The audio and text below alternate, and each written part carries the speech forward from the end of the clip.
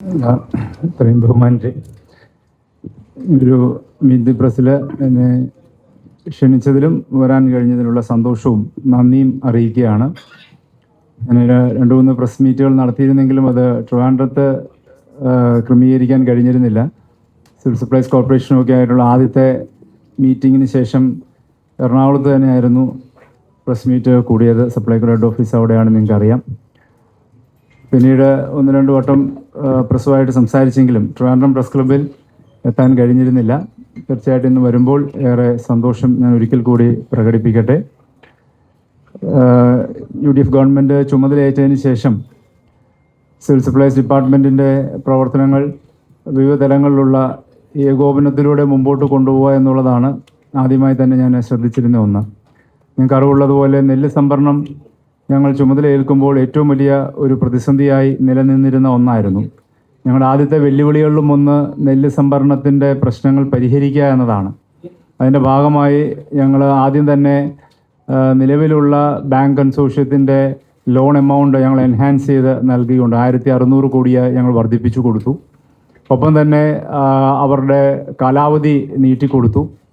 പാലക്കാട് ജില്ലയിൽ നിന്ന് പാക്സുകളെ പൂർണ്ണമായും ഒഴിവാക്കി സപ്ലൈകോ മുഖാന്തരം തന്നെ നെല്ല് സംഭരണം പുനരാരംഭിക്കാനുള്ള നടപടികൾ ഞങ്ങൾ സ്വീകരിച്ചു. അതനുസരിച്ച് ഏകദേശം നല്ലൊരു ശതമാനം തുക വിതരണം ചെയ്ത് പൂർത്തിയാക്കാൻ കഴിഞ്ഞു. ഇനിയും ഏകദേശം 300 കോടി രൂപയ്ക്ക് അടുത്ത് ഇനിയും വിതരണം ചെയ്യുവാനുണ്ട്. അതിൻ്റെ തുക ലഭ്യമാവുന്നതനുസരിച്ച് ഇപ്പോൾ വിതരണം നടന്നു വരികയാണ്. പക്ഷെ നേരത്തെ ഉണ്ടായിരുന്നതിൽ നിന്ന് ആദ്യമുണ്ടായിരുന്ന പ്രശ്നങ്ങളെ നല്ലൊരു ശതമാനം പരിഹരിച്ചു പോകാൻ കഴിഞ്ഞു എന്നത് എടുത്തു പറയാൻ ഞാൻ ആഗ്രഹിക്കുകയാണ്. അടുത്ത സീസൺ ആരംഭിക്കുന്നതിന് മുമ്പ് അത് കുറച്ചുകൂടെ സ്ട്രീം ലൈൻ ചെയ്യാൻ ഗവൺമെൻറ് ലക്ഷ്യം വെക്കുന്നുണ്ട്. അടുത്ത പ്രൊക്യൂർമെൻറ്റ് സീസൺ ആരംഭിക്കുകയാണ്. അതിനു മുമ്പ് തന്നെ ആ സീസൺ ആരംഭിക്കുന്നതിന് മുമ്പ് തന്നെ കർഷകരുടെ രജിസ്ട്രേഷൻ പൂർത്തിയാക്കണമെന്ന ലക്ഷ്യം ഞങ്ങൾ വെച്ചിട്ടുണ്ട്. കൃഷിവകുപ്പുമായി കൂടിയാലോചിച്ച് അതിൻ്റെ പ്രവർത്തനങ്ങൾ ഇപ്പോൾ ആരംഭം കുറിച്ചിട്ടുണ്ട്. അങ്ങനെ പൊതുവായി വന്ന ഓരോ കാര്യങ്ങൾ ഞങ്ങൾ അഡ്രസ്സ് ചെയ്താണ് പോകുന്നത്. സപ്ലൈകോയുടെ പൊതുവായ സാമ്പത്തിക പ്രതിസന്ധി പലപ്പോഴും മാധ്യമങ്ങൾ ഉൾപ്പെടെ റിപ്പോർട്ട് ചെയ്തിട്ടുള്ള കാര്യങ്ങളാണ്. അതിനുവേണ്ടിയുള്ള ക്രിയാത്മകമായ ഇടപെടലാണ് ഗവൺമെൻറ് ലക്ഷ്യം വെക്കുന്നത്. സപ്ലൈകോ സ്വയം പര്യാപ്തം എന്ന നിലയിൽ കടന്നു വരണമെന്ന ആശയവും മുന്നോട്ട് വന്നിട്ടുണ്ട്. ബഹുമാനപ്പെട്ട മുഖ്യമന്ത്രി തന്നെ അത് വളരെ കൃത്യമായ നിലയിൽ അത് പ്രഖ്യാപിച്ചിട്ടുമുണ്ട്. അതനുസരിച്ച് ഒരു മാർക്കറ്റിംഗ് സ്ട്രാറ്റജി സപ്ലൈകോ രൂപീകരിക്കുകയാണ്. ഓണത്തെ വിപണി കഴിഞ്ഞാൽ തീർച്ചയായിട്ടും അത്തരത്തിലുള്ള പുതിയ മാർക്കറ്റ് സ്ട്രാറ്റജിയിലേക്ക് ഞങ്ങൾ കടക്കാനാണ് നിർദ്ദേശം സപ്ലൈകോയ്ക്ക് നൽകിയിട്ടുള്ളത്. അതുവഴി ഒപ്പം തന്നെ അതിൻ്റെ വരുമാനം കൂടുതൽ വർദ്ധിപ്പിക്കുന്ന ഒപ്പം തന്നെ കൂടുതൽ സേവനങ്ങൾ മെച്ചപ്പെട്ട നിലയിൽ കൊണ്ടുവരിക. ഞാനത് പറയുമ്പോൾ സപ്ലൈകോയ്ക്ക് വരുമാനം വർദ്ധിപ്പിക്കണം എന്ന് പറയുമ്പോൾ സപ്ലൈകോ ലാഭകരമായി നിൽക്കണം, അല്ലെങ്കിൽ ലാഭം മാത്രം ഓറിയൻറ്റ് ചെയ്ത് പ്രവർത്തിക്കേണ്ട ഒരു സ്ഥാപനം എന്ന നിലയിലുള്ള വ്യാഖ്യാനമല്ല അതിൻ്റെ അകത്ത് വരുന്നത്. ആ ലഭിക്കുന്ന വരുമാനം കൂടുതൽ സേവനങ്ങൾക്ക്, കൂടുതൽ സബ്സിഡി സാധനങ്ങൾ കൊടുക്കാനും കൂടുതൽ ജനസേവന പദ്ധതികൾ നടപ്പിലാക്കാനും സപ്ലൈകോയ്ക്ക് സാധ്യമാക്കണം എന്നുള്ളതാണ് അതുവഴി ഉദ്ദേശിച്ചിരിക്കുന്നത്. അതിൻ്റെ അകത്ത് പരസ്യ സാധ്യതകൾ ഞങ്ങൾ ഉപയോഗിക്കും. ഒപ്പം തന്നെ FMCG പ്രൊഡക്ട്സിൻ്റെ വിൽപ്പന വർദ്ധിപ്പിക്കാനുള്ള നടപടികൾ സ്വീകരിക്കും. അങ്ങനെയുള്ള വിവിധ തരത്തിലുള്ള പ്രവർത്തനങ്ങൾ, പെട്രോൾ ബങ്കുകളിലെ ഒക്കെ പ്രവർത്തനങ്ങൾ കൂടുതൽ വിപുലമാക്കാൻ ഒക്കെ ചെയ്യുന്ന ഒപ്പം തന്നെ ഇപ്പം നൽകുന്ന 13 സബ്സിഡി സാധനങ്ങൾ കൃത്യമായ നിലയിൽ വിതരണം ഉറപ്പുവരുത്തി കൊണ്ടുപോകാൻ വേണ്ടി തന്നെയായിരിക്കും ഈ കിട്ടാൻ പോകുന്ന ലാഭവും ഉപയോഗിക്കാൻ സാധിക്കുന്നത്. ഓണത്തോടനുബന്ധിച്ച് ഉള്ള പൊതുവായ പ്രവർത്തനങ്ങൾ സിവിൽ സപ്ലൈസ് ഡിപ്പാർട്ട്മെൻറ്റ് ആരംഭം കുറിച്ചു. ഓഗസ്റ്റ് 8-ാം തീയതി സപ്ലൈകോയുടെ ട്രേഡ് ഫെയറുകൾ ആരംഭം കുറിക്കുകയാണ്. എറണാകുളത്ത് ബഹുമാനപ്പെട്ട മുഖ്യമന്ത്രി ഓഗസ്റ്റ് 8-ാം തീയതി 4:30 സപ്ലൈകോയുടെ ഓണം ഫെയർ ആരംഭം കുറിക്കും.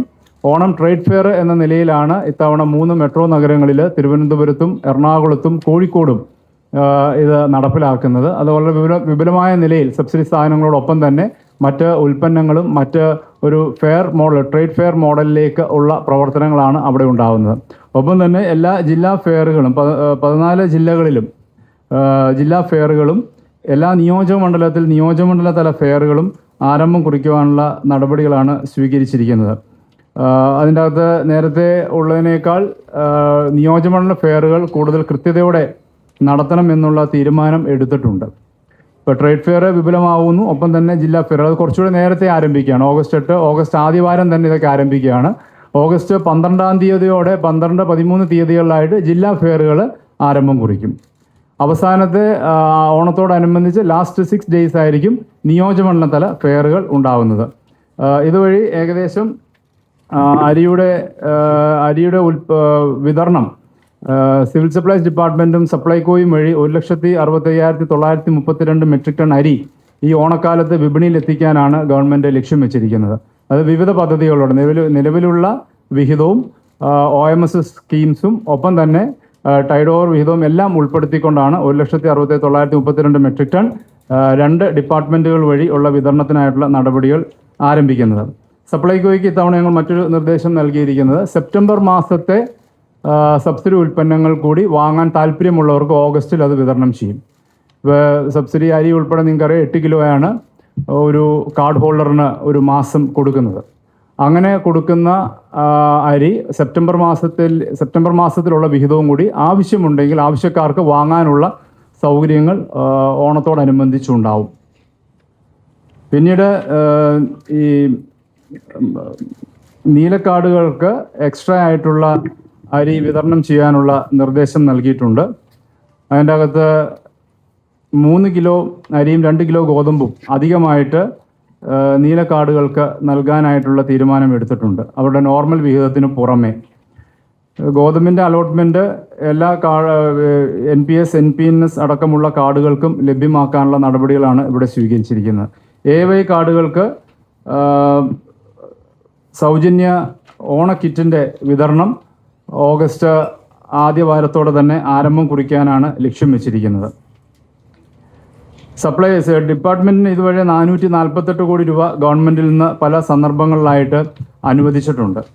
അത് ഞാൻ ആദ്യമേ സൂചിപ്പിച്ചതുപോലെ മാർക്കറ്റ് ഇൻ്റർവെൻഷന്, AY കാർഡ് കൊടുക്കുന്നതിന്, നെല്ല് സംഭരണത്തിൻ്റെ തുക ലഭ്യമാക്കുന്നതിന് അടക്കമുള്ള കാര്യങ്ങൾക്കായിട്ടാണ് ഈ തുക പല സന്ദർഭങ്ങളിലായിട്ട് ഈ കഴിഞ്ഞ 2 മാസത്തിൻ്റെ ഇടയിൽ ഗവൺമെൻറ് ലഭ്യമാക്കിയിട്ടുള്ളത്. അതുപോലെ തന്നെ 100 ദിന കർമ്മ പദ്ധതിയിൽപ്പെട്ട ഏറ്റവും പ്രധാനപ്പെട്ട ഒന്നായിരുന്നു 50,000 പ്രയോറിറ്റി റേഷൻ കാർഡ് കൊടുക്കുക എന്നുള്ളത്. അത് 50,000 ഞങ്ങളുടെ ടാർഗറ്റ് മീറ്റ് ചെയ്ത് ഏകദേശം 73,000-ഓളം കാർഡുകൾ ഇപ്പോൾ കൊടുക്കാൻ ഉള്ള സാഹചര്യം ഉണ്ടായിട്ടുണ്ട്. ഓഗസ്റ്റ് മാസത്തെ റേഷനിലേക്ക്, പ്രയോറിറ്റി റേഷനിലേക്ക് ഈ 73,000 കുടുംബങ്ങളെ കൂടി നമുക്ക് ഉൾപ്പെടുത്തി മുന്നോട്ട് പോകാൻ നമുക്ക് സാധിക്കും. അതിൻ്റെ സംസ്ഥാനതല ഉദ്ഘാടനം ഓഗസ്റ്റ് 3-ാം തീയതി മുഖ്യമന്ത്രി തിരുവനന്തപുരത്ത് നിർവഹിക്കുന്നതായിരിക്കും. ഓണത്തോടനുബന്ധിച്ചുള്ള പരിശോധനാ സംവിധാനങ്ങൾ വളരെ കൃത്യമായി നടത്താനുള്ള നിർദ്ദേശങ്ങൾ നൽകിയിട്ടുണ്ട്.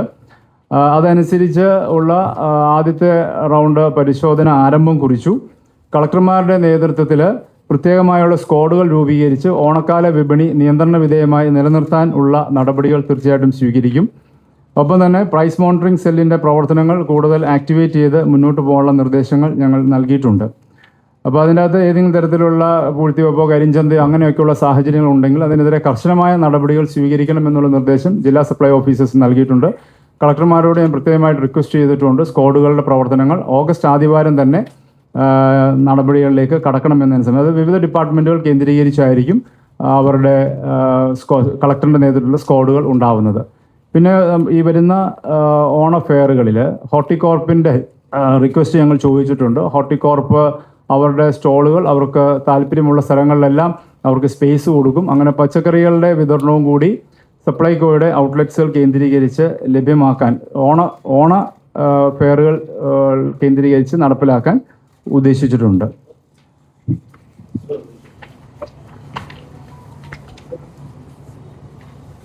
കാര്യങ്ങൾ ഓണത്തോടനുബന്ധിച്ച് എടുത്തിരിക്കുന്നത് ഡിപ്പാർട്ട്മെൻറ്റിൻ്റെ പ്രവർത്തനങ്ങൾ അതിൻ്റെ ഒരു കൃത്യതയോടെ കൊണ്ടുപോവുക എന്നത് ലക്ഷ്യം വെച്ച് ഞാൻ ആദ്യമേ പറഞ്ഞല്ലോ. അവിടെ കേന്ദ്രത്തിൽ നിൻ്റെ അലോട്ട്മെൻറ്റുകൾ കുറയുന്ന സാഹചര്യങ്ങൾ പലപ്പോഴും വരുന്നത് ഇപ്പോൾ ആശങ്ക ഉണ്ടാക്കുന്ന ഒന്നാണ്. പ്രത്യേകിച്ച് AY വിഭാഗത്തിന് ഞാൻ കഴിഞ്ഞ ദിവസം ഡൽഹിയിൽ പോയി കേന്ദ്രമന്ത്രിയെ കണ്ടത് റെപ്രസെൻ്റ് ചെയ്തിരുന്നു. AYക്ക് ഇപ്പോൾ 35 കിലോയാണ് ഒരു കാർഡിന് നൽകുന്നത്. അവരത് കുറച്ച് പെർ ഹെഡ് 7 ചുരുക്കാനുള്ള ഒരു നടപടിയിലേക്കാണ് NFSA ആക്ടിൽ ഭേദഗതി വരുത്തുക എന്ന നിലയിലുള്ള നടപടികൾ ഇപ്പോൾ കേന്ദ്രം സ്വീകരിക്കുന്നു എന്നുള്ളതാണ് ഇപ്പോൾ നിലവിലുള്ള സാഹചര്യം. അത് ഒഴിവാക്കണമെന്ന് ഗവൺമെൻറ് ആവശ്യപ്പെട്ടിട്ടുണ്ട് കേന്ദ്ര സർക്കാരിനോട്. അതിൻ്റെ അകത്ത് കാരണം അത് കുറയുമ്പോൾ സ്വാഭാവികമായിട്ടും അലോട്ട്മെൻറ്റിൽ കുറവ് വരുന്ന സാഹചര്യങ്ങൾ വരുന്നു എന്നുള്ളത് കൊണ്ടാണ് ഞങ്ങൾ അതിനെ സംബന്ധിച്ചൊരു ആശങ്ക ഞങ്ങൾ പ്രകടമാക്കിയിരിക്കുന്നത്. അതിനെ സംബന്ധിച്ചൊരു മറുപടി കേന്ദ്ര ഗവൺമെൻറ് ഭാഗത്തു നിന്ന് ഉണ്ടായിട്ടില്ല ഇതുവരെ. ഒപ്പം തന്നെ ഉപഭോക്തൃ കോടതികളിലെ പ്രവർത്തനങ്ങൾ ഇപ്പോൾ നടക്കുന്നുണ്ടെങ്കിൽ പോലും കേന്ദ്ര ഗവൺമെൻറ് പുതിയ റൂൾസ് കൊണ്ടുവരാത്തതിൻ്റെ അടിസ്ഥാനത്തിൽ കാലാവധി കഴിഞ്ഞിരിക്കുന്നവരെ മാറ്റി പുതിയ ആൾക്കാരുടെ നിയമനം ഇപ്പോൾ സാധിക്കുന്നില്ല. അതിനുവേണ്ടിയും കേന്ദ്ര ഗവൺമെൻറ്റിൻ്റെ നടപടികൾ വേഗതയിലാക്കണമെന്നും അതായത് rules government of India frame ചെയ്യണം, ആ റൂൾസ് അടിയന്തരമായി ഫ്രെയിം ചെയ്യണമെന്നുള്ള ആവശ്യവും ഞങ്ങൾ കേന്ദ്ര സർക്കാരിൻ്റെ മുൻപാകെ ഞങ്ങൾ വെച്ചിട്ടുണ്ട്.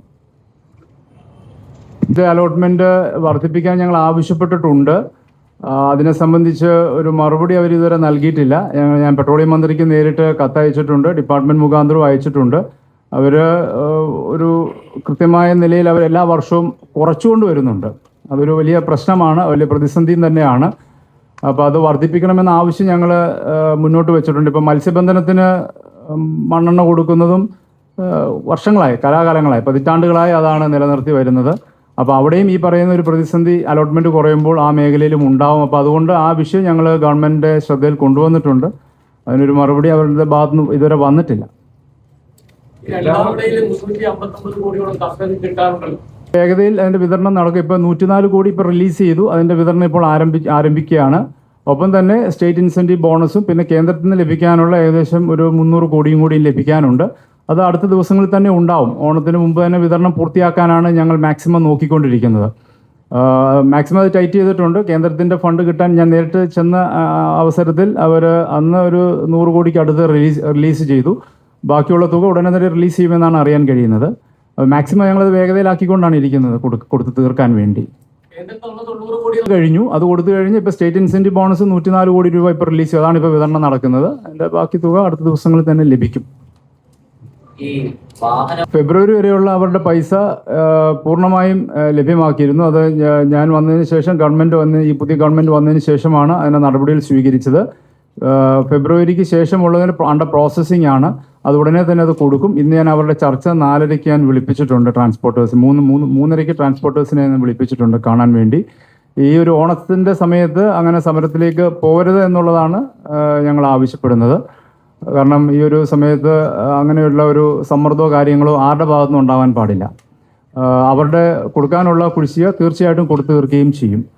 ഞങ്ങൾ വന്നതിന് ശേഷം ഈ നെല്ല് സംഭരണം പോലെ പ്രയോറിറ്റി ഇട്ട് അതിൻ്റെ നടപടികൾ വേഗതയിലാക്കിയതുകൊണ്ടാണ് ഫെബ്രുവരി വരെയുള്ള എല്ലാ പൈസയും കൊടുത്തു തീർക്കാൻ കഴിഞ്ഞത്. മാർച്ചുമായിട്ടുള്ള അണ്ടർ പ്രോസസ്സിംഗ് ആണ്. അതും അധികം താമസിക്കാതെ അത് ഡെലിവർ ചെയ്യാൻ സാധിക്കും. എല്ലാ കാർഡ് ഉടമകൾക്കും സൗജന്യ ഓണക്കിറ്റ് കൊടുക്കാമായിരുന്നില്ല. ഞങ്ങൾ AYക്കാണ് ഇത്തവണ സൗജന്യ കിറ്റ് കൊടുക്കുന്നത്. മറ്റിൻ്റെ സാധ്യതകൾ ആസ് ഓഫ് നൗ പരിഗണിക്കുന്നില്ല. എന്തായാലും വരും കാലങ്ങളിൽ അതിനുള്ള സാധ്യതകൾ പരിശോധിക്കും. ഇല്ല, ഞാൻ നോക്കിയിരുന്നു, അതിൻ്റെ അകത്ത് ഉണ്ടായിരുന്നില്ല. ഈ കഴിഞ്ഞ ഏതാനും നാളുകളായി ഈ AYക്കായിട്ടാണ് അവരുടെ കിറ്റിൻ്റെ വിതരണം ലഭ്യമാക്കിക്കൊണ്ടിരിക്കുന്നത്. പിന്നെ കഴിഞ്ഞ 10 വർഷത്തെ ഒരു സാമ്പത്തിക പരിമിതി കോർപ്പറേറ്റ് സപ്ലൈകോയെ സംബന്ധിച്ച് വളരെയേറെ കടന്നു വന്നിട്ടുണ്ട്. അപ്പോൾ അതെല്ലാം ഞങ്ങൾക്ക് പരിഗണിക്കേണ്ടതായിട്ടുണ്ട്. എന്തായാലും വരും കാലങ്ങളിൽ അത് കൂടുതൽ വിപുലീകരിക്കും. ഓണക്കിറ്റ് കൂടുതൽ വിപുലീകരിക്കും വരും വർഷങ്ങളിൽ.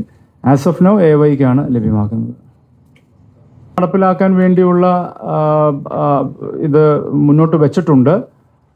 എറണാകുളത്ത് അല്ലെങ്കിൽ ട്രിവാൻഡ്രത്ത് അതിൻ്റെ പൈലറ്റ് പദ്ധതിക്ക് വേണ്ടിയാണ് അതിനുള്ള സാധ്യത നോക്കുന്നത്. അതിന് വിവിധ തലങ്ങളിലുണ്ട്. വേറെ സ്റ്റേറ്റുകൾ നടപ്പിലാക്കിയിട്ടുണ്ടോ എന്നുള്ള 1-2 സ്റ്റേറ്റുകൾ നടപ്പിലാക്കിയിട്ടുണ്ടെന്നാണ് അറിയാൻ സാധിച്ചത്. അവിടുത്തെ പ്രവർത്തനങ്ങൾ കൂടി വിലയിരുത്താൻ ഡിപ്പാർട്ട്മെൻറ്റിനോട് പറഞ്ഞിട്ടുണ്ട്. അതനുസരിച്ച് എടുക്കും. സ്വാഭാവികമാണ്, നമുക്ക് മാറുന്ന കാലത്തിനനുസരിച്ചുള്ള പുതിയ സേവനങ്ങൾ നമുക്ക് ഒരുക്കേണ്ടതായിട്ടുണ്ട്. അതുകൊണ്ട് സമീപ ഭാവിയിൽ ഫുഡ് ഗ്രെയിൻ ATMs ആവശ്യം തന്നെ ആയിരിക്കും. അതെന്തായാലും അതിൻ്റെ പൈലറ്റ് പദ്ധതി ഉടനെ തന്നെ ആരംഭം കുറിക്കും. ഇല്ല, അത് ഒരിക്കലും വരില്ല. എൻ്റെ അത് ഒന്ന് മനസ്സിലാക്കേണ്ടത്, ഇപ്പം നമുക്ക് ഇപ്പോഴത്തെ ഒരു കാർഡ് വെച്ച് നമുക്ക് എനിവേർ റേഷനാണ്. എവിടെ നമുക്കിപ്പോൾ റേഷൻ നമുക്ക് വാങ്ങാനുള്ള സാഹചര്യങ്ങളുണ്ട്. ഇവിടെ ഏറ്റവും പ്രധാനമായിട്ടുള്ളത് ഉപഭോക്താക്കളുടെ അവർക്ക് കൂടുതൽ മെച്ചപ്പെട്ട സേവനം ലഭിക്കുക എന്നുള്ളതാണല്ലോ ഏറ്റവും പ്രധാനപ്പെട്ട ഒന്ന്. അതിൻ്റെ പേരിൽ റേഷൻ വ്യാപാരികൾക്കൊരു ആശങ്ക വരേണ്ട സാഹചര്യം ഉണ്ടാകുമെന്ന് ഞാൻ കരുതുന്നില്ല. ഇനി ഏതെങ്കിലും തരത്തിൽ അവർക്ക് ഇഷ്യൂസ് ഉണ്ടെങ്കിൽ അത് അഡ്രസ്സ് ചെയ്യുകയും ചെയ്യും. സപ്ലൈകോയിലെ സമ്മാന പദ്ധതികളൊക്കെ നിർത്തലാക്കിയിട്ടുണ്ട്. ഇനി അത് പുനഃസ്ഥാപിക്കാൻ എന്തെങ്കിലും ആലോചന ഉണ്ടോ? അത് അവരുടെ മാർക്കറ്റിംഗ് സ്ട്രാറ്റജിയുടെ ഭാഗമായിട്ട് അവർ ചെയ്യുന്നതാണ്. ഇത്തവണയും ഒരു വിവിധ സമ്മാന പദ്ധതികൾ നടപ്പിലാക്കുന്നുണ്ട്. അത് അവരുടെ ലെവലിൽ ചെയ്യുന്നതാണ്. ഗവൺമെൻറ്റിലേക്ക് അത് വിടാറില്ല അങ്ങനത്തെ മാറ്റേഴ്സ്. ഇത്തവണ അത് ഉണ്ടാവും. ഓണത്തോടനുബന്ധിച്ചുള്ള സമ്മാന കൂപ്പണും കാര്യങ്ങളുമൊക്കെ ഉണ്ടെന്നുള്ളതാണ് എന്നോട് സൂചിപ്പിച്ചത്. അതിൻ്റെ ഡീറ്റെയിൽസ് അത് അവരുടെ ലെവൽ, മാനേജ്മെൻറ്റ് ലെവലിൽ ചെയ്യുന്ന കാര്യമാണത്. ഇത്തവണ ഉണ്ട് അതെന്താണേലും. സംബന്ധിച്ച് വേറെ റിപ്പോർട്ടുകളൊന്നും തന്നെ ഇതുവരെ വന്നിട്ടില്ല. അതൊരു അഭിപ്രായം കടന്നു വന്നു എന്നത് മാത്രമാണ്. അതിനെ സംബന്ധിച്ചുള്ള നിർദ്ദേശങ്ങളോ മറ്റു കാര്യങ്ങളിലേക്കൊന്നും ഇതുവരെ വന്നിട്ടില്ല ആസ് ഓഫ് നൗ. അതിനെക്കുറിച്ചുള്ള ആലോചനകൾ കടക്കേണ്ടതായിട്ടുണ്ട്. അതിന് ശേഷമേ സംസാരിക്കാൻ കഴിയുള്ളൂ. ഇപ്പോൾ അതിനെക്കുറിച്ച് വേറെ ചർച്ചകളൊന്നും ഉണ്ടായിട്ടില്ല. ഒരു അഭിപ്രായം വന്നു എന്നത് ഒഴിച്ചാൽ പിന്നീട് മറ്റു നിർദ്ദേശങ്ങളിലേക്കൊന്നും തുടർ ചർച്ചകളിലേക്ക് പോയിട്ടില്ല. തുടർ ചർച്ചകൾ വരികയാണെങ്കിൽ ആ സമയത്ത് ഞാനത് അറിയിക്കും ഉറപ്പായിട്ടും. 10 രൂപയ്ക്ക് കുടിവെള്ളം കൊടുക്കുന്ന ഒരു പദ്ധതി ഉണ്ടായിരുന്നു, അത് ഇപ്പോൾ നിലച്ചമാട്ടാണ്. അതോ ഇപ്പം അത് വേണമെങ്കിൽ പുനരാരംഭിക്കാം. അത് പരിശോധിച്ചിട്ട് ചെയ്യേണ്ട ഒരു കേസാണ്. പിന്നെ ഈ കുപ്പിവെള്ളത്തിൻ്റെ വിപണനം ആവശ്യമായ നിലയിൽ എത്തിക്കുക എന്നതും അനിവാര്യമായ ഒന്നാണ്. അപ്പോൾ അതുകൊണ്ട് അതൊരു കുടിവെള്ളത്തിൻ്റെ ആസ്പെക്റ്റിൽ തന്നെ നോക്കിക്കാണുന്നതായിരിക്കും കൂടുതൽ ബെറ്റർ. അത് പുനരാരംഭിക്കാനുള്ള നേരത്തെ ഉണ്ടായിരുന്നു. അതിൻ്റെ ആ സമയത്ത് തന്നെ പല ക്വാളിറ്റി ഇഷ്യൂസൊക്കെ വന്നതിന് ശേഷമാണ് അത് നിർത്തലാക്കിയത്. ഇപ്പം അത് വീണ്ടും പുനരാരംഭിക്കുന്നതിന് ഇപ്പം ഞാൻ പറഞ്ഞല്ലോ, ഇപ്പോൾ നമുക്ക് കൂടുതൽ വിപുലീകരിക്കണം സപ്ലൈകോയുടെ പ്രവർത്തനങ്ങൾ. അതിൻ്റെ ഭാഗമായി പുതിയ പ്രൊഡക്ട്സിനെ ഉൾപ്പെടുത്തുന്നുണ്ട്. ഇപ്പോൾ ശബരി പ്രൊഡക്ട്സ് പുതുതായിട്ട് ഉൾപ്പെടുത്താനുള്ള തീരുമാനം എടുത്തിട്ടുണ്ട്. വൈവിധ്യവൽക്കരിക്കുക ശബരിയെ, കൂടുതൽ പ്രൊഡക്ട്സ് ആഡ് ഓൺ ചെയ്യും, പ്രീമിയം പ്രൊഡക്ട്സ് കൊണ്ടുവരാൻ ഉദ്ദേശിക്കുന്നുണ്ട്. അതിൻ്റെ ഭാഗമായിട്ട് ഇത് ചെയ്യാം. വിപുലീകരിക്കുന്നതിൻ്റെ ഭാഗമായിട്ട് പുതിയ പ്രൊഡക്ട്സ്, അതിൻ്റെ അകത്ത് വെള്ളത്തിൻ്റെ കാര്യവും നേരത്തെ ഉണ്ടായിരുന്നതാണ്, അത് വീണ്ടും കൊണ്ടുവരാൻ കഴിയുമോ എന്നുള്ളതിലേക്ക് കടക്കും. അത് ഉൾപ്പെടെ പരിശോധിക്കാൻ പറഞ്ഞിട്ടുണ്ട്. ഒപ്പം തന്നെ ഫേസ് ലിഫ്റ്റിൻ്റെ ഭാഗമായിട്ടാണ് 24 മണിക്കൂർ കൺവീനിയൻസ് സ്റ്റോഴ്സ് ആരംഭിക്കുന്നത്. വൈറ്റില ഹബ്ബിൽ ഓഗസ്റ്റിൽ തന്നെ അതിൻ്റെ ആരംഭം കുറിക്കും. അത് എല്ലാ ജില്ലകളിലും അത് കൊണ്ടുവരാൻ ഉദ്ദേശിച്ചു. 24 മണിക്കൂർ പ്രവർത്തിക്കുന്ന സപ്ലൈകോ ഔട്ട്ലെറ്റ്സ്. അതിൽ കൺവീനിയൻസ് സ്റ്റോർ എന്ന നിലയിലായിരിക്കും അത് മുന്നോട്ട് വരുന്നത്. അവിടെ സബ്സിഡി സാധനങ്ങളുടെ വിൽപ്പന ഉണ്ടാവുകയില്ല. അതാ നേരത്തെ ആദ്യമേ സൂചിപ്പിച്ചതുകൊണ്ടാണ് ഈ പറഞ്ഞതുപോലെ പ്രൊഡക്ഷൻ കുറഞ്ഞതിൻ്റെ ഒരു പ്രതിസന്ധി കൺസ്യൂമർ സ്റ്റേറ്റ് എന്ന നിലയിൽ നമ്മൾ അഭിമുഖീകരിക്കുന്നത് സ്വാഭാവികമാണ്. പക്ഷെ അത് ജനങ്ങളെ ബാധിക്കാത്ത നിലയിൽ ഇടപെടുക എന്നതാണ് ഗവൺമെൻറ് ലക്ഷ്യം വെച്ചിരിക്കുന്നത്. അതുകൊണ്ടാണ് ഞങ്ങൾ ഏറ്റവും പ്രധാനമായിട്ടും സെപ്റ്റംബർ മാസത്തെയും കൂടി, ഇപ്പോൾ ഓണക്കാല ഫെസ്റ്റിവൽ സീസൺസിലാണ് പലപ്പോഴും ഈ മാർക്കറ്റ് ഫ്ലക്ച്വേഷൻസിൻ്റെ ബുദ്ധിമുട്ട് കൺസ്യൂമറിലേക്ക് വരുന്നത്. അപ്പോൾ അത് ഉണ്ടാവാതിരിക്കാൻ വേണ്ടിയാണ് സെപ്റ്റംബർ മാസത്തെ കൂടിയുള്ള സബ്സിഡി അരി ഉൾപ്പെടെയുള്ള ഐറ്റംസ് വാങ്ങാനുള്ള ഓപ്ഷൻ കൺസ്യൂമേഴ്സിന് കൊടുക്കുന്നത്. അപ്പോൾ ഏകദേശം 16 കിലോ അരി ഒരു കാർഡ് ഉടമയ്ക്ക് സപ്ലൈകോയിൽ നിന്ന് തന്നെ ലഭ്യമാക്കാൻ കഴിയും. ഇതിന് പുറമെ OMSS റൈസും സപ്ലൈകോ മുഖാന്തരം വിതരണം ചെയ്യുന്നുണ്ട്. OMSS റൈസും വിതരണം ചെയ്യുന്നുണ്ട്. അപ്പോൾ അതും അവർക്ക് എടുക്കാൻ കഴിയും. OMSS റൈസ് 20 കിലോ ഒരു കാർഡ് ഉടമയ്ക്ക് വാങ്ങാൻ കഴിയും. 20 കിലോ OMSS റൈസ് ഒരു കാർഡ് ഉടമയ്ക്ക് വാങ്ങാം. സെപ്റ്റംബർ മാസത്തെയും കൂടി വീതം എടുത്തു കഴിഞ്ഞാൽ 16 കിലോ വാങ്ങാനുള്ള സാഹചര്യമുണ്ട്. അതായത് സപ്ലൈകോ മുഖാന്തരം ഒരു കാർഡ് ഉടമയ്ക്ക് 36 കിലോ അരി സബ്സിഡൈസ് റേറ്റിൽ വാങ്ങാനുള്ള സാഹചര്യം ഇപ്പോൾ ഒരുക്കിയിട്ടുണ്ട്. അപ്പോൾ ഈ പറയുന്നത് പോലെയുള്ള പ്രശ്നങ്ങൾ വരികയാണെങ്കിൽ അത് നേരിടാൻ വേണ്ടിയാണ് കൂടുതൽ വിപണിയിലേക്ക് ഫുഡ് ഗ്രെയിൻസ് എത്തിക്കുന്നത്. അടിയന്തരമായി പൂർത്തിയാക്കണമെന്ന് ആവശ്യപ്പെട്ടിട്ടുണ്ട്. സപ്ലൈകോ എന്നോട് പറഞ്ഞത് 6 മാസം കൊണ്ട് അത് പൂർത്തിയാക്കി സബ്മിറ്റ് ചെയ്യാമെന്നുള്ളതാണ്. ഡിസംബറിനുള്ളിൽ പൂർണ്ണമായും സബ്മിറ്റ് ചെയ്യാം. നേരത്തെ വളരെ സിസ്റ്റമാറ്റിക് ആയിട്ട് പോയിക്കൊണ്ടിരുന്നതാണ്. പിന്നീട് പല കാലങ്ങളിൽ പല ഇഷ്യൂസിൻ്റെ ബേസ് ചെയ്ത് ഓഡിറ്റിന് വലിയ താമസം വന്നിട്ടുണ്ട്. അങ്ങനെ വന്നതിൻ്റെ ഭാഗമായിട്ട് തന്നെയാണ് ഇപ്പോൾ ഈ പറഞ്ഞ ഏതാണ്ട് 300 കോടിയുടെ റിപ്പോർട്ട് സബ്മിറ്റ് ചെയ്യാത്തതിൻ്റെ പേരിൽ കേന്ദ്രം പിടിച്ചു വെച്ചിട്ടുണ്ട്, തരാതിരിക്കുന്നത്. ഓഡിറ്റ് ചെയ്ത് സബ്മിറ്റ് ചെയ്തതിൻ്റെ കണക്ക് കിട്ടാനുള്ളത് വേറെ, സബ്മിറ്റ് ചെയ്യാത്തതിൻ്റെ പേരിലും നല്ലൊരു ഏകദേശം 300 കോടിക്ക് അടുത്ത് അതും ലഭ്യമാവാനിരിക്കുകയാണ്. ഇപ്പോൾ എല്ലാം ടൈം ബൗണ്ടായിട്ട് തീർക്കണമെന്ന് ആവശ്യപ്പെട്ടിട്ടുണ്ട്. അത് ഞാൻ അതിൻ്റെ ആദ്യത്തെ റിവ്യൂ മീറ്റിങ്ങിൽ തന്നെ എൻ്റെ ശ്രദ്ധയിൽ വന്നൊരു വിഷയമാണ്. അപ്പോൾ അത് വളരെ നിർബന്ധമായും ചെയ്യണമെന്ന് പറഞ്ഞു. അവർ 6 മാസത്തെ സമയമാണ് ആവശ്യപ്പെട്ടിരിക്കുന്നത്. ഡിസംബറിനുള്ളിൽ എല്ലാ ഓഡിറ്റും പൂർത്തിയാക്കുമെന്നാണ് അവർ ഉറപ്പ് നൽകിയിരിക്കുന്നത്. അതിനുശേഷം എല്ലാം അപ് ടു ഡേറ്റ് ആക്കി എടുക്കണം എന്നുള്ളതാണ് ലക്ഷ്യം വെക്കുന്നത്. അതിൻ്റെ ഒരു ആവശ്യം വളരെ ശക്തമായ നിലയിൽ വന്നിട്ടുണ്ട്. 4 വീലേഴ്സിൻ്റെ ആവശ്യം വന്നിട്ടുണ്ട്. വീടിൻ്റെ വിസ്തീർണം, ഭൂവിസ്തൃതി, ഇതടക്കമുള്ള ഒരുപാട് ഇഷ്യൂസ് ഇപ്പോൾ ആവശ്യമായി കടന്നു വന്നിട്ടുണ്ട്. കഴിഞ്ഞ കാലങ്ങളിലൊക്കെ ഉണ്ടായിരുന്ന ഒന്നാണ്. ഇപ്പോൾ ആസ് ഓഫ് നൗ ചെയ്തിരിക്കുന്ന ഒരു നടപടി എന്ന് പറയുന്നത് 1000 സ്ക്വയർ ഫീറ്റ് എന്ന നിലയിലാണ് ഇത് ഫിക്സ് ചെയ്തിരിക്കുന്നത്. ഇപ്പോൾ എന്നാൽ 1040, 1050 ചെറിയ വ്യത്യാസം വന്നാൽ പോലും ഈ പറയുന്ന പ്രശ്നത്തിൽ അവർക്ക് നിരാകരിക്കപ്പെടുകയാണ്. അപ്പോൾ 1100 വരെ ഉള്ളതിന് എക്സംപ്റ്റ് ചെയ്ത് അത് 1000 തന്നെ കണക്കാക്കി കൊടുക്കാൻ പറഞ്ഞിട്ടുണ്ട്. പക്ഷേ സ്ക്വയർ ഫീറ്റിൻ്റെ വർധനവ് ഗവൺമെൻറ് സജീവ പരിഗണനയിലാണ്. അതിന് ഏതെങ്കിലും തരത്തിൽ ഫിനാൻഷ്യൽ ഇംപ്ലിക്കേഷൻ ഉണ്ടോ എന്നത് പരിശോധിക്കുകയാണ് ഇപ്പോൾ. ഒപ്പം ഐറ്റം കൊടുത്തിട്ടില്ലെങ്കിലും അവർ മറ്റാനുകൂല്യങ്ങൾ മറ്റ് ആനുകൂല്യങ്ങൾ, അതെ, അത് ഉമ്മൻചാണ്ടി സാറിൻ്റെ സമയത്ത് അങ്ങനെ ഒരു തീരുമാനം അന്ന് ഞങ്ങൾ എടുത്തതാണ്. ഫുഡ് ഗ്രെയിൻസിനല്ലാതെ ഈ പറയുന്ന മെഡിക്കൽ ആനുകൂല്യങ്ങൾ, വിദ്യാഭ്യാസ ആനുകൂല്യം ലഭ്യമാക്കണം എന്നതിൻ്റെ അടിസ്ഥാനത്തിൽ അത്തരത്തിൽ അന്ന് BPL കാർഡുകൾ കൊടുക്കണമെന്നൊരു നിർദ്ദേശം അന്നത്തെ ഗവൺമെൻറ് ഞങ്ങൾ മുന്നോട്ട് വെച്ചിരുന്നതാണ്. എന്തായാലും അത് വീണ്ടും അതിനെ സംബന്ധിച്ച് പുനരാലോചിക്കും തീർച്ചയായിട്ടും. ഏറ്റവും ആവശ്യമായ ആൾക്കാർക്ക്, കാരണം ഈ അലോട്ട്മെൻറ്റ് നമുക്കൊരു ഇഷ്യൂ ഉണ്ട്. നമുക്ക് അറിവുള്ളതുപോലെ NFSA പ്രകാരം നമ്മുടെ അലോട്ട്മെൻറ്റ് കൺസ്ട്രെയിൻ്റ് ആണ്. അപ്പോൾ അതുകൊണ്ട് നമുക്ക് ഈ കാർഡുകളുടെ എണ്ണം കൂട്ടിക്കഴിയുമ്പോൾ സ്വാഭാവികമായിട്ടും അത്തരം പേരിലേക്ക് ഇത് എത്തിക്കാൻ സാധിക്കുന്നതിന് പരിമിതികളുണ്ടാകും. പക്ഷേ ഈ പറയുന്നത് പോലെ മെഡിക്കൽ ആനുകൂല്യങ്ങൾ, എഡ്യൂക്കേഷൻ ആനുകൂല്യങ്ങൾ അടക്കം അർഹരായവർക്ക് പലതും ഈ BPL കാർഡുകൾ അല്ലെങ്കിൽ പ്രയോറിറ്റി കാർഡുകളാണ് അതിൻ്റെ മാനദണ്ഡം വെക്കുന്നത്. അതനുസരിച്ച് കിട്ടാതെ പോകുന്നുണ്ട്. അതുകൊണ്ട് അങ്ങനെ കൊടുക്കാൻ കഴിയുമോ എന്നതിനെ സംബന്ധിച്ച് നോക്കാൻ നിർദ്ദേശം നൽകിയിട്ടുണ്ട്. അത് തീർച്ചയായിട്ടും ഞങ്ങൾ പരിഗണിക്കുക, അത് കൊടുക്കാനുമാണ് ഉദ്ദേശിച്ചിരിക്കുന്നത്. ഇപ്പോൾ ചെയ്തിരിക്കുന്നൊരു കാര്യമാണ് ഞാൻ പറയുന്നത്. 1000, 1050, 1040 സ്ക്വയർ ഫീറ്റ് വന്നാൽ പോലും കട്ട് ചെയ്തു പോവാണ്. അങ്ങനെയുള്ളത് ഒഴിവാക്കാൻ വേണ്ടി 1100 എന്ന നിലയിൽ വന്നാൽ പോലും അതിന് ഈ പറയുന്ന പ്രയോറിറ്റി കാർഡ് ഇഷ്യൂ ചെയ്യണം എന്നുള്ളതും, 4 വീലേഴ്സിനെ സംബന്ധിച്ച് 800 cc വരെയുള്ള വണ്ടികളെ എക്സംപ്റ്റ് ചെയ്യണമെന്നും, 1 ഏക്കർ വരെയുള്ള ലാൻഡ് എക്സ്റ്റെൻഡ് കൃഷിയോഗ്യമല്ല എന്നുകൊണ്ട് അതും എക്സംപ്റ്റ് ചെയ്യണമെന്നുള്ള നിർദ്ദേശമാണ് ഇപ്പോൾ ഗവൺമെൻറ് മുന്നിലുള്ളത്. അതിനു വേണ്ടിയുള്ള നടപടികൾ അതിൻ്റെ അന്തിമഘട്ടത്തിലാണ്. അതിലേക്ക് ഇപ്പോൾ കടക്കും. ഈ പറഞ്ഞ പോയിന്റ് സമീപ ഭാവിയിൽ ഞങ്ങളത് പരിഗണനയിൽ എടുക്കുന്ന, ഇപ്പം തന്നെ പരിഗണനയിലുണ്ട്, അത് നടപ്പിലാക്കാൻ ഉദ്ദേശിക്കുന്ന ഒന്നാണ്. അവസാനിപ്പിക്കാം. നന്ദി പറയാൻ പ്രസിഡന്റ് S. രകേഷ്. പ്രിയപ്പെട്ടവരെ,